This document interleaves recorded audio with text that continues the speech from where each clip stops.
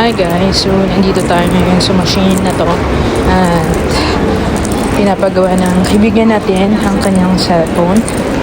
Gusto niyang lagyan ng protector screen guys. So, sinubukan namin sa machine. So first time na gumawa sa machine guys. So, yan po yung procedure kung paano gawa doon ng protector screen. So ang binili po ng protector screen is yung private.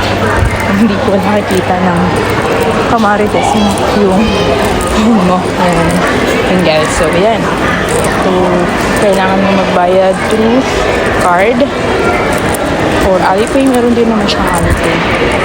Or kahit ano pang payment na pwede. Huwag lang cash. So yan. Let's go! Siyempre guys, kailangan mo rin ipasok dun sa loob ng phone mo. Meron siyang guide kung paano nakalagay yung phone mo. Patong mo lang siya dun sa loob. And then, yun na po. Mga waiting na lang tayo hanggang sa matapos yung procedure po ng paglagay ng protector screen. So, yun lang guys. Later makikita na natin kung gaano kaganda yung kalalabasan nung screen protector doon sa cellphone niya. Ang pwede lang po dyan is iPhone tsaka Samsung lang po yung pwede dito sa machine na to. Saka sa kabilang machine naman po, yun po ay case DIY. Yan guys. So, yan po ang nagagawa po ng machine ngayon. Sobrang high-tech na po mga guys ang papagawa ng mga protector screen. Tagal din siya.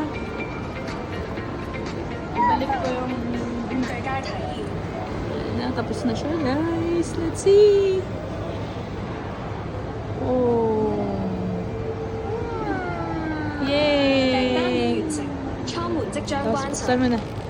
Ay! Ang cute! Diba? Liwanag? Yes. Galing yung machine. In fairness, bago na ulit. Welcome!